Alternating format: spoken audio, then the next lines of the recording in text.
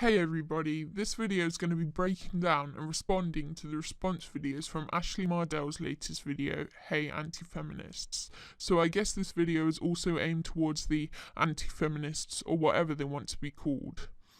The first point I want to make about these videos is about the way they are structured. I understand that there's quite a large following for videos structured this way, and it falls under the humour category. So this isn't me telling you you're wrong when you structure it this way, but rather if you want a useful conversation with the person you are critiquing, this structure isn't necessarily the best. Most of the videos I have seen are centered around being condescending and mainly rude to Ashley in this case, in a satirical or comedic manner, using words like moron or retard constantly throughout the video. In between this, they do make constructive arguments and counterpoints with interesting opposing views that could be used in a healthy discussion or debate. The problem is that when these points are surrounded with the negative things I mentioned prior, it may be entertaining to your usual audience, but if you want the opposing side, in this case Ashley, to respond and take your arguments seriously, constantly insulting them isn't the right way to go about it. For example, I think it's similar to the idea that when you read 10 nice or constructive comments, it's the one negative comment that sticks with you, leaving a bitter taste in your mouth. To apply it to this situation, when Ashley hypothetically watches a video with 10 constructive criticisms laid out, it's the condescending or rude joke that she will remember.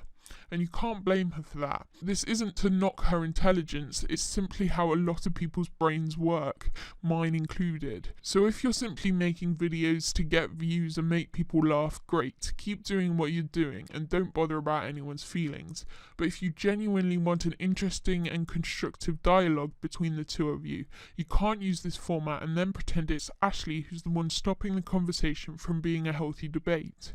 If you do want the conversation to transform into a to and fro debate, respect the opposing side, whether that be using the correct pronouns or simply not speaking condescendingly. So that's my main problem with these videos out of the way. Now I'm going to be responding to the most common counterpoints I have heard to Ashley's argument. The main one being disagreeing with Ashley when she says the anti-feminists go out of their way to silence social justice advocates.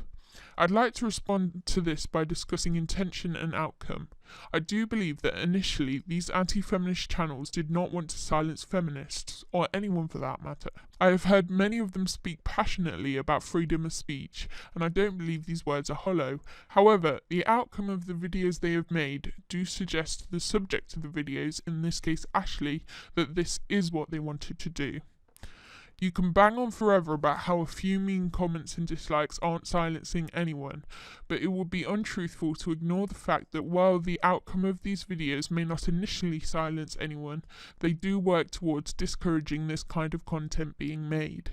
Because let's face it isn't a few mean comments and dislikes, it's a barrage of people hating on them all at once, which can really hurt someone.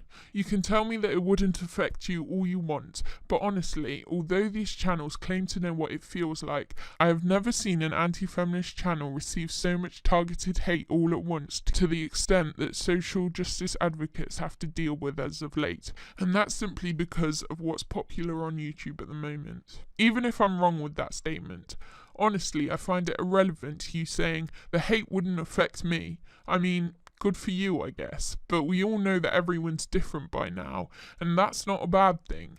If one person finds the barrage of hate on their channel more overwhelming and discouraging than someone else, it doesn't make either one better than the other, it simply makes them different. I believe that when Ashley spoke about anti-feminists silencing people, it was this outcome she was discussing. Because although the initial intention of anti-feminist videos may not have been to silence anyone, by now the creator knows what the outcome will be, and therefore, when they continue to make this content with a direct link to go on hate on the subject, they are contributing to discouraging this kind of content, and by extension, silencing them.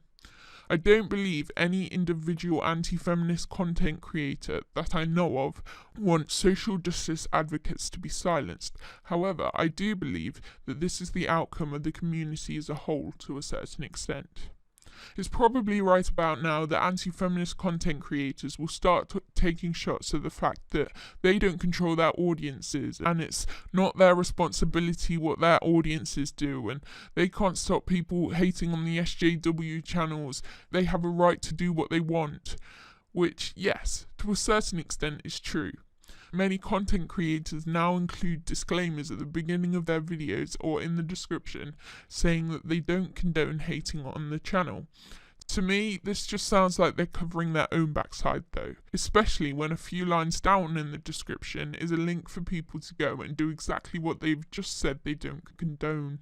If you truly care for the creator, you would do more. It's now I turn your attention to Daz Games, a channel here on YouTube that has managed to go the extra mile, and I greatly respect for doing so. His series, Daz Watches, was resulting in a similar outcome to that of anti-feminist channels, that being barrages of hate thrown at another content creator. Daz noticed this was happening, and what was his response? An arse-covering disclaimer at the beginning of videos? No, he actually made a video addressing the issue directly and threatened to stop the series if it continued. Now, there will always be trolls, but if you do what Daz has done, a sincere address to the audience, I believe that to a certain extent this pattern will end. Now, of course, you don't need to do this, and I'm sure none of you will, so why am I bringing it up? Because you claim that your hands are tied and there is nothing you can do to stop the hate barrage, which is complete bullshit, proven by our friend Daz over here. It's very hard to argue with the anti-feminist community, firstly because there's so many of them that you are bound to be buried in hate, as we have already discussed, but also because they hide behind the legality of the issues, or the big one, freedom of speech. Yes, I believe in freedom of speech. I may not like your opinion, but I will always defend your right to have it and share it. I'm not trying to stop you making videos, I am simply expressing my own freedom of speech by disagreeing with them. However, one thing I will say is that I believe many anti-feminist videos are walking on a thin line between simple freedom of speech and bullying. This is my opinion. I'd like to explain my point with an example. For this example, I'm going to use a hypothetical person, Rebecca. If Rebecca wants a platform to spew nonsense about how much she hates fat people, I will always defend her right to have one. She can say, fat people are stupid, fat people are ugly, disgusting, a waste of space, whatever, all she wants. But the minute she starts picking out one specific person, that's where I have a problem. For discussion's sake, I'm going to use another hypothetical person called Sarah and replace the words fat people with Sarah in the earlier mentioned statements. Sarah is stupid.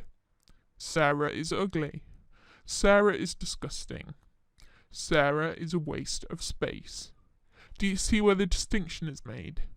There's quite a large debate about when something becomes bullying, so this is just my opinion on the matter. But from my point of view, you are on rocky grounds when you stop talking about just fat people and start talking about Sarah. My final points on this topic are about how anti-feminist content creators have reacted when confronted with the nation that sometimes the comments left on anti-feminist channels as a result of their content go beyond critique and into harassment. Anti-feminists will go on for days about how everyone has the right to comment critiques on any videos with comments enabled, but will also criticize people for disabling comments. But when the point is brought up that many of the comments go far beyond critique, they shake the comment off with a buzzword like troll. You were told that you deserve to die and you should watch your back. Oh, that was just a troll, stop being silly. But these comments, trolls or not, come as a direct result of the anti-feminist video made about the content creator. Do you really feel no responsibility? This line you draw with your viewers on one side simply exercising their freedom of speech and trolls threatening people's lives on the other sides seems very convenient for you, especially when these comments are all coming from the same place. In conclusion, I'm not going to stop you making these videos. As the law and YouTube stands, you have every right to do so. Make a video about me, call me a retard and a moron, I won't flag it. Because yes, you are inside the law. But at the end of the day, for me this isn't about laws. For me this is about morals. If you look at the whole conversation objectively, I think it's clear who has the moral high ground. Notice how neither me or Ashley Mardell mentioned any specific creators in a negative light, yet still managed to drive our points? Carry on doing what you're doing. I'm just exercising my freedom of speech to say that I believe what you're doing is bullshit. Thank you.